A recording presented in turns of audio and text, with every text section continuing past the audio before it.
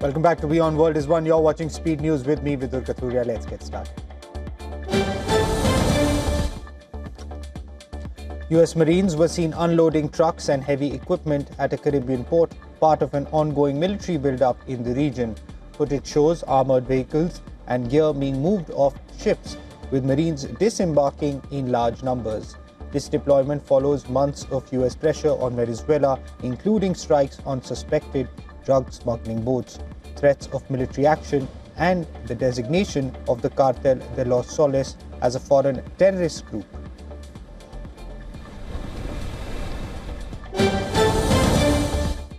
In an interview with Politico, US President Donald Trump has refused to rule out a ground invasion of Venezuela, warning that President Maduro's days are numbered. Trump also expanded the scope of the war on drugs, suggesting both strikes could target Mexico and Colombia. These comments come after months of US military strikes against alleged drug boats in the Caribbean and Pacific. While Trump calls it a war against narco-terror, the strikes have faced growing criticism both at home and internationally, with experts warning of potential violations of international law.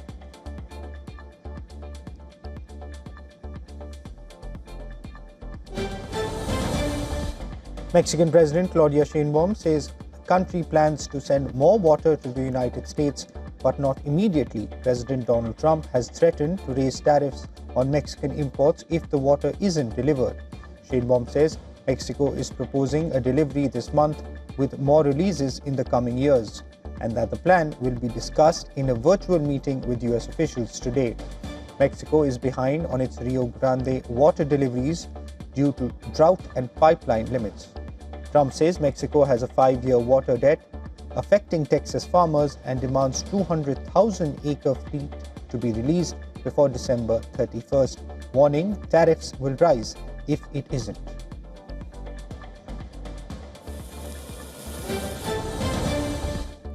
Dozens of protesters marched in Oslo, gathering outside the Nobel Institute to voice their opposition to the Peace Prize being awarded to Venezuelan opposition leader Maria Corina Machado. Holding banners reading, "No Peace Prize for Warmongers," they rallied against the decision.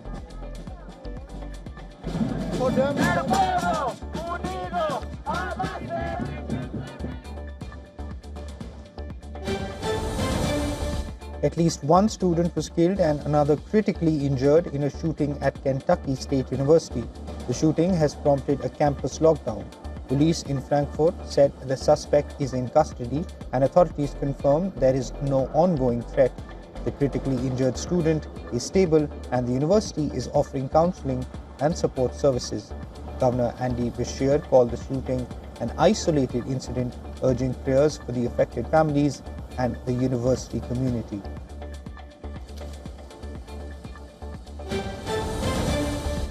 Demolition is underway at Washington, D.C.'s RFK Stadium, the former home of the Washington Commanders.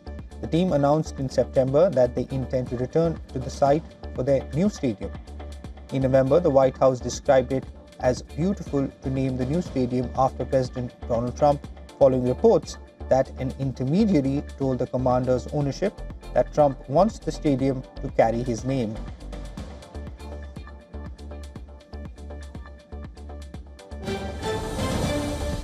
Democrat Eileen Higgins has scored a surprise victory, winning the Miami mayoral race and breaking a recent streak of Republican gains in Florida.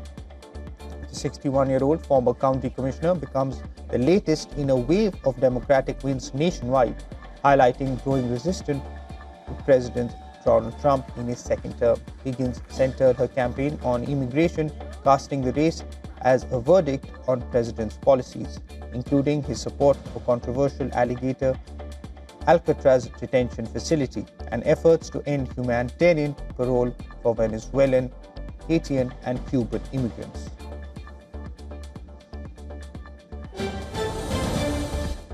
Newly released body cam footage shows the moment officers first interacted with Luigi Mangione at a McDonald's in Altoona, Pennsylvania.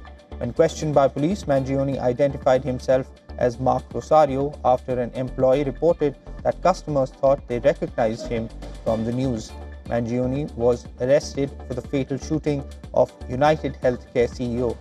The killing drew attention, with some viewing Mangione as a symbol against high US healthcare costs. Public officials, however, condemned the act. Mangione has pleaded not guilty to murder and other charges, with trial dates still pending for both state and federal cases. He remains in federal custody in Brooklyn.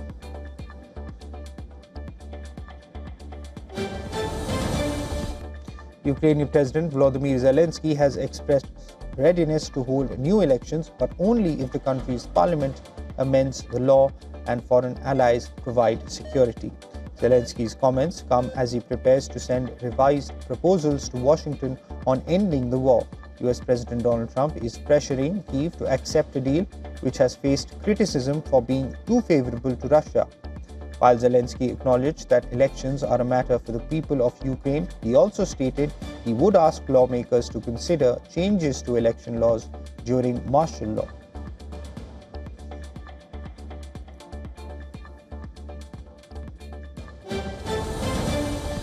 Hamas has stated that the Gaza ceasefire plan cannot move to its second phase as long as Israeli violations continue, calling on mediators to pressure Israel to uphold the agreement.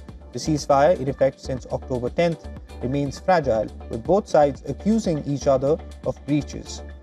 Hamas Political Bureau member Hossam Badran accused Israel of failing to reopen the Rafah crossing and increase aid to Gaza, as stipulated in the first phase. He urged mediators, including Egypt, Qatar, and the US, to ensure Israel complies with the terms of the deal.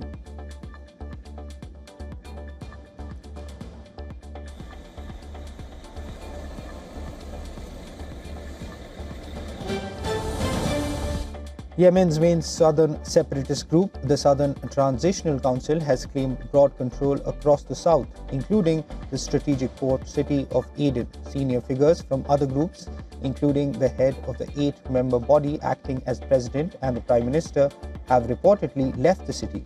The STC, previously backed by the United Arab Emirates, has long clashed with other factions.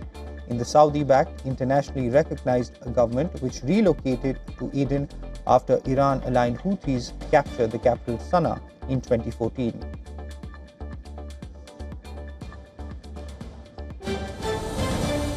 France's lower house of parliament has approved a key social security budget bill delaying a controversial rise in the country's retirement age.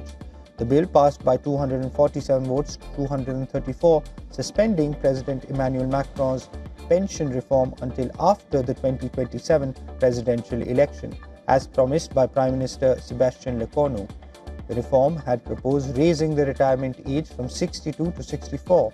This marks a first political victory for Lecornu, who has spent weeks negotiating compromises between centrists, leftists, and conservatives in a fragmented legislature.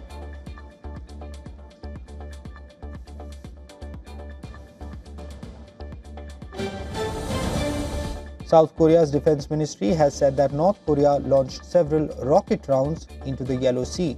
The rockets were fired towards the northern waters of the peninsula, and South Korean and US intelligence agencies are analyzing their specifications. In response, South Korea's military stated that it is closely monitoring North Korea's activities and maintains strong defense readiness. This incident follows North Korea's earlier missile launch in November after the US imposed new sanctions on the country.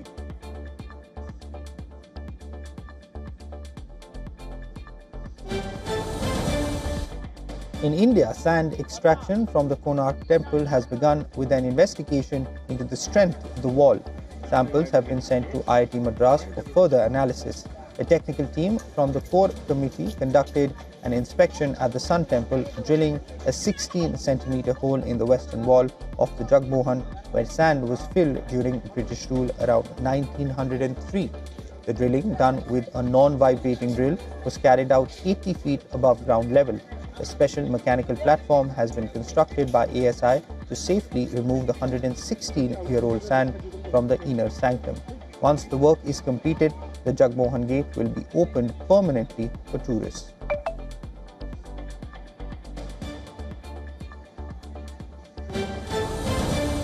A live performance at a wildlife park in China took a dangerous turn when a bear appeared to attack its handler. The incident occurred at Hangzhou Safari Park as shown in audience videos posted on social media. According to the park's announcement, both the handler and the Asian black bear were not injured in the event.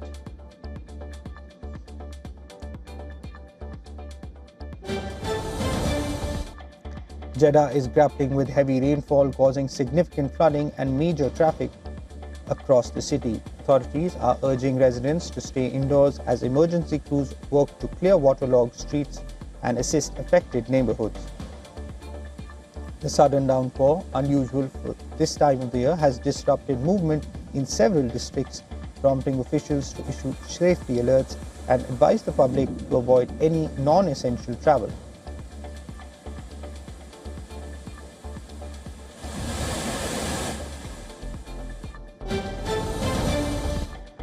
Storm Bram has left tens of thousands without power across Ireland. Approximately 25,000 homes, farms and businesses remain in the dark.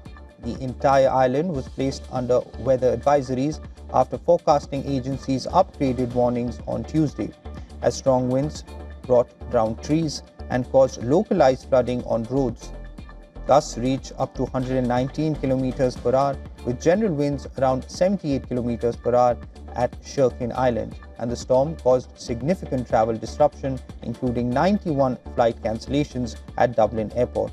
Forecasters issued rolling orange wind warnings across different regions as the storm moved across the island, urging residents to exercise caution.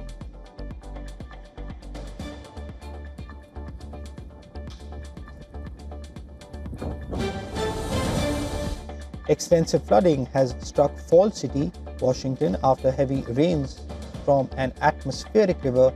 The Snoqualmie River has overflowed, submerging roads, damaging homes, and flooding farmland across the area. Officials are urging residents to stay cautious, avoid floodwaters, and follow instructions from emergency crews responding to the damage.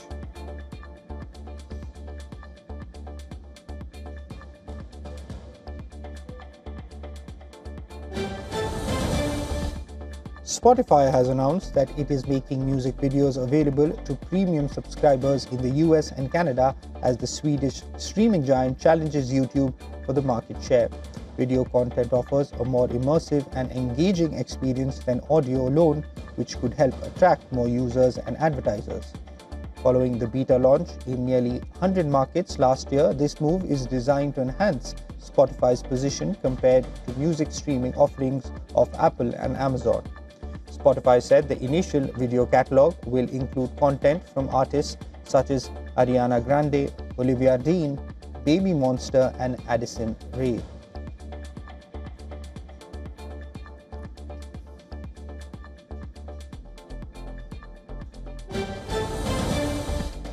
The Wikimedia Foundation, the operator of Wikipedia, on Tuesday named Bernadette Meehan its chief executive officer, tapping an administrator with deep policy expertise and federal government experience to lead the online encyclopedia, who most recently served as the US ambassador to Chile from 2022 to 2025, takes the helm at a critical time for the non-profit as the rise of artificial intelligence chatbots such as ChatGPT reshapes how information is accessed online.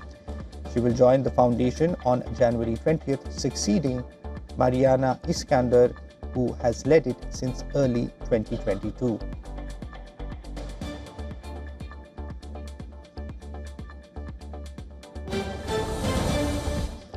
Australia has become the first country to ban social media for children under 16, blocking access to platforms including TikTok, YouTube, and Meta's Instagram and Facebook from midnight.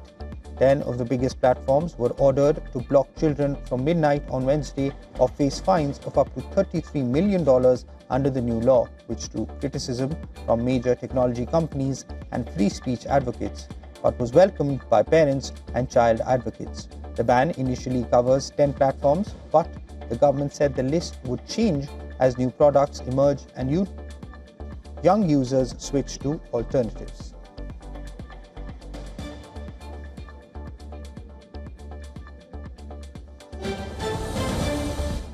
Asian markets slipped as cautious investor sentiment spread. Japan's Nikkei 225 and South Korea's Kospi dropped modestly, while Hong Kong's Hang Seng Index and Chinese stock markets slid around more than 0.5% as China's consumer inflation accelerates in November and traders awaited a key interest rate decision from Federal Reserve. Elsewhere in the region, activity was muted, with investors wary of global bond yield moves and uncertain macro signals out of the US. Markets are treading carefully as all eyes remain on upcoming US policy cues. A drop in risk sentiment could deepen losses, while a dovish Fed move might reverse the slide.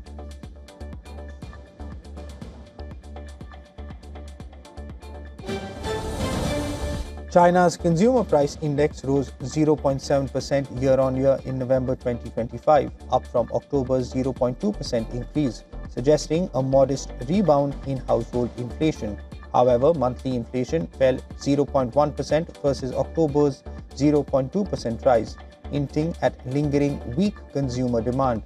Meanwhile, the producer price index or PPI plunged 2.2% year-on-year, slightly worse than October's drop, signaling continued price pressure at the factory gate as industrial overcapacity persists. The mixed inflation data, modest retail price growth, but deepening wholesale deflation underscore the challenge facing policymakers, reviving consumer demand while preventing further downward pressure on factory output and producer margins.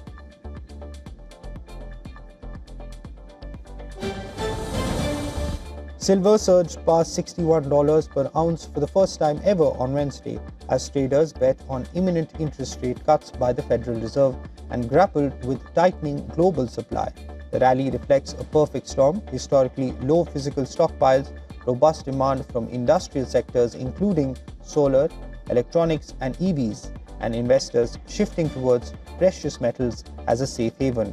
Analysts warned the metal could stay volatile, consolidating between $57 and $62 in the short term, but potentially climbing further if supply remains constrained and rate cuts proceed.